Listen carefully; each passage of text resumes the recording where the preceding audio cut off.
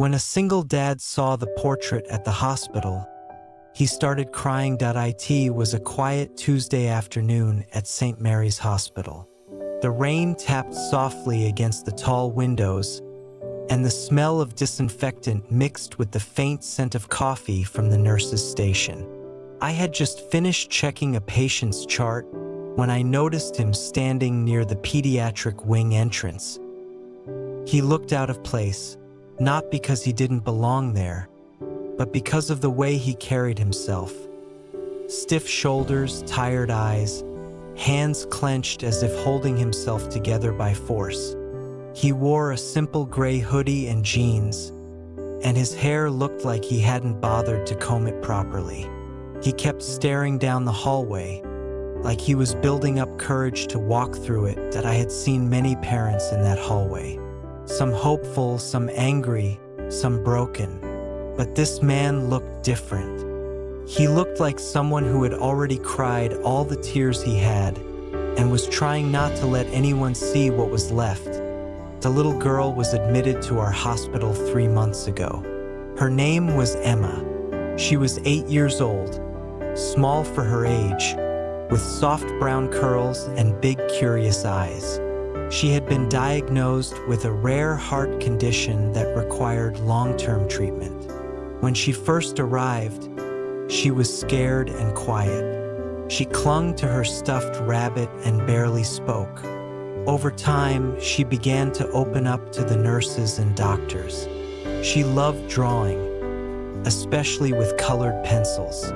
We would often find her sitting up in bed, sketching flowers, houses, and sometimes people she remembered from home. Emma's father was a single dad. His name was Daniel.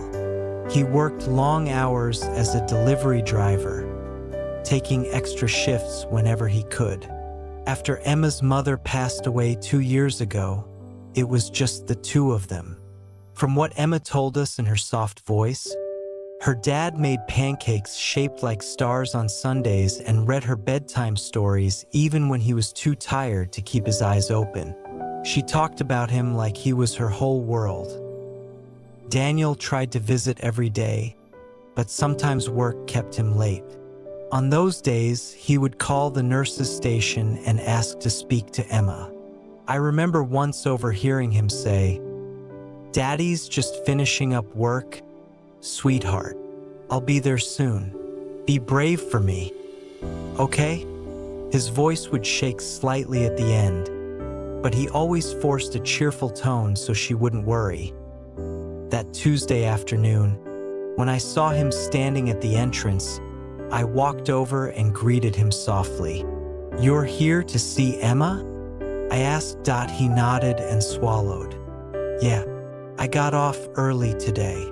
There was something about his voice that sounded heavy.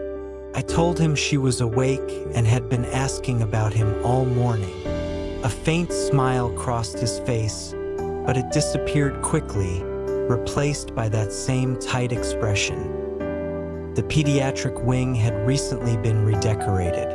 A local art group had volunteered to brighten the walls with paintings and portraits made by the children staying there. Emma had been especially excited about this. She spent days working on a drawing she wouldn't let anyone see. When I asked her what it was, she just smiled and said, "It's a surprise." As Daniel walked down the hallway toward her room, he slowed to a stop.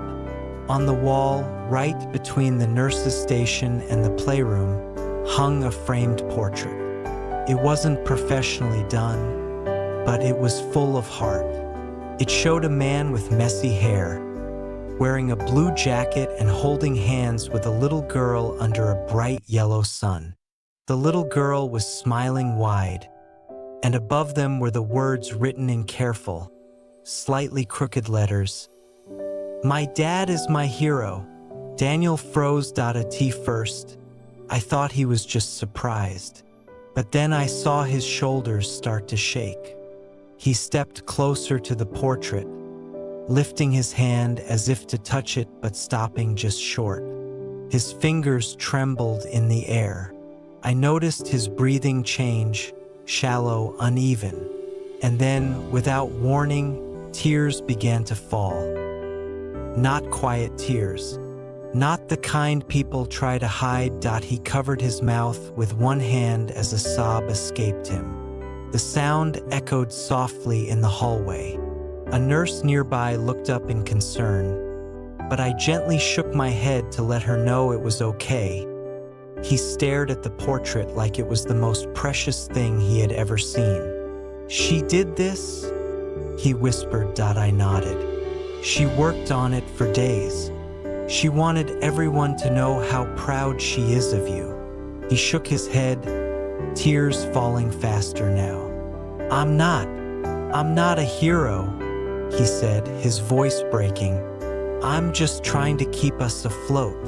In that moment, I realized something important. Parents often think they are failing because they can't give their children everything. They worry about money, about time, about being enough. But children see things differently. They don't measure love in paychecks or promotions. They measure it in pancakes shaped like stars and late-night stories read with tired eyes. Daniel eventually wiped his face, but the tears wouldn't stop. He laughed through them, embarrassed. "I didn't expect this," he admitted. "I thought I was coming here to be strong for her." "You are strong," I told him, "but it's okay to let her see you feel things too." He stood there for a long time just looking at the portrait. Other parents walked by, some glancing at him, some smiling knowingly. It was a small hospital, and moments like this were not rare, but they never stopped being powerful. When he finally gathered himself, he walked into Emma's room. She was propped up in bed, her stuffed rabbit tucked under her arm. As soon as she saw him, her face lit up. "Daddy!"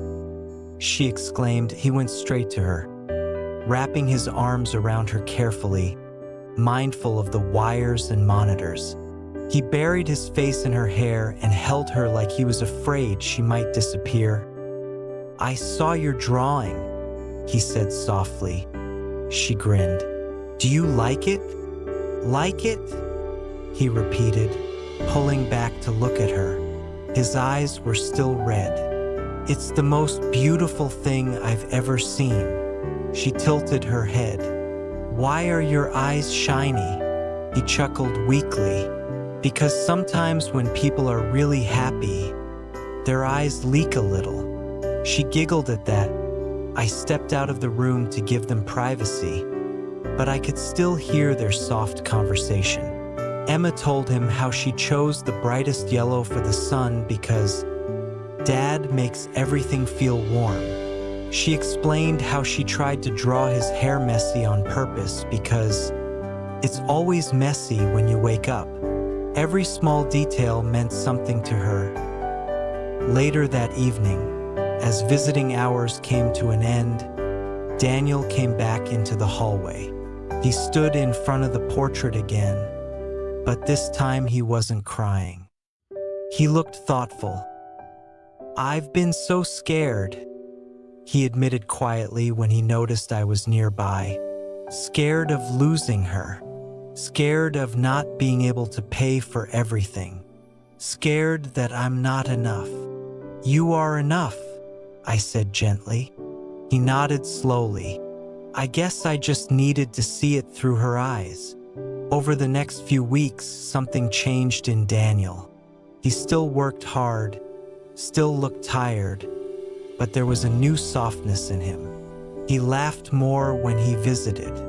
He brought Emma small surprises, a new coloring book, a hair clip shaped like a butterfly, even a tiny portable speaker so they could listen to her favorite songs together. The portrait stayed on the wall, and it became something of a symbol in the pediatric wing.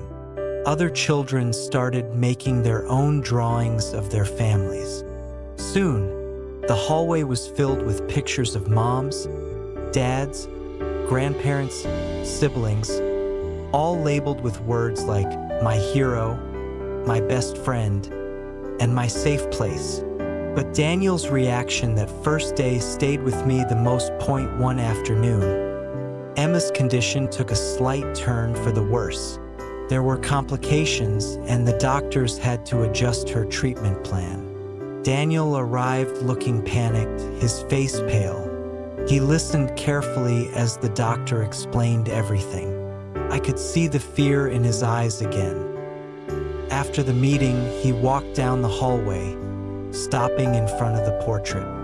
He stared at it for a long moment, then straightened his shoulders. "She thinks I'm her hero," he murmured to himself, "so I have to act like one." He went into her room with a calm smile, holding her hand as the nurses prepared her for another procedure. He whispered jokes to distract her, brushed her curls away from her face, and told her how proud he was of her bravery in the waiting room. While she was in surgery, he sat alone. His hands were clasped tightly, his head bowed. I sat beside him for a while in silence. Sometimes words don't help. Sometimes presence is enough. After what felt like forever, the doctor came out with good news. The procedure had gone well. Emma would need more time, more treatment, but she was stable. Daniel let out a breath he seemed to have been holding for weeks. Tears filled his eyes again, but this time they were mixed with relief. Months later, when Emma was finally strong enough to go home, we held a small celebration in the pediatric wing. Balloons lined the hallway, and the children who were able gathered to wave goodbye. Before leaving, Emma asked to be wheeled one last time past the portrait wall. She stopped in front of her drawing and looked up at her dad. "See," she said proudly, "I told you." He knelt beside her, his arm around her shoulders. "You were right," he said, "but you're my hero too." They left the hospital that day hand in hand. The portrait remained on the wall, a reminder to all of us that love doesn't need to be perfect to be powerful.